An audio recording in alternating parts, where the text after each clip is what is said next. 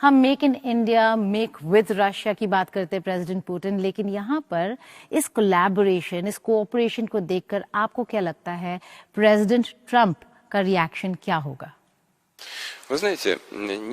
देखिए, ना मैं न प्रधानमंत्री मोदी किसी के दबाव में आते हैं। हालांकि मैं ये भी साफ कर दूं कि हम अपना साझा काम कभी भी किसी के विरुद्ध नहीं करते। राष्ट्रपति ट्रंप की अपनी नीतियां और अपने सरोकार हैं और हमारे अपने।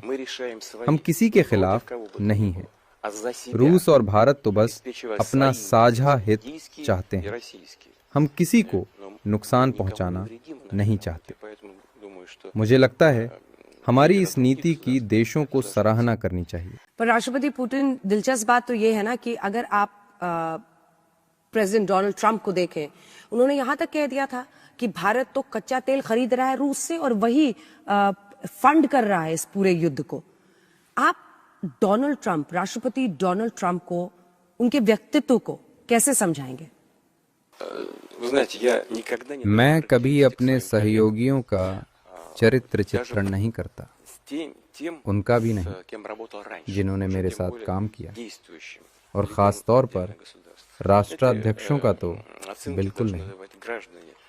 मेरे विचार में ये आकलन उस देश के नागरिकों को करना चाहिए जिन्होंने उन्हें वोट देकर सत्ता सौंपी।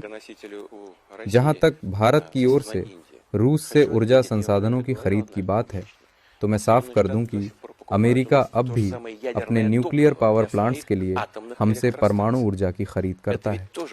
इनमें अमेरिका में चल रहे न्यूक्लियर पावर प्लांट्स के लिए यूरेनियम भी शामिल है। तो अगर अमेरिका खुद अपनी ऊर्जा जरूरतें रूस के जरिए पूरी करता है, तो फिर भारत की खरीद को लेकर उन्हें आपत्ति क्यों है?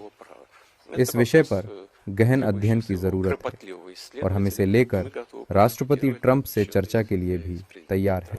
अगर देखा जाए तो ये पहले ऐसे बड़े रेयर प्रेसिडेंट होंगे जिन्होंने इस तरीके से रूस को एंगेज किया, लेकिन भारत के साथ ब्लो हॉट ब्लो कोल्ड रिश्ता रहा है।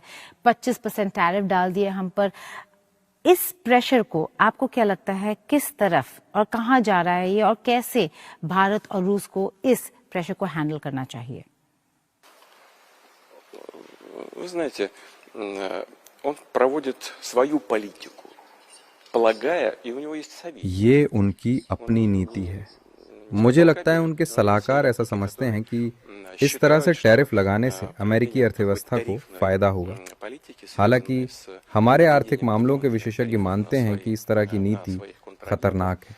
В конечном итоге приносит пользу экономике США. Он делает это искренне, я полагаю.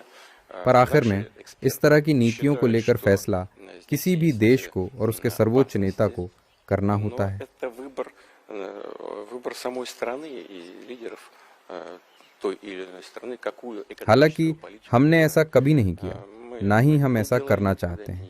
हम एक खुली अर्थव्यवस्था में विश्वास करते हैं। हम बस यही उम्मीद करते हैं कि वर्ल्ड ट्रेड ऑर्गेनाइजेशन के जिन नियमों के उल्लंघन की बात की जाती है, उनमें संशोधन किया जाए।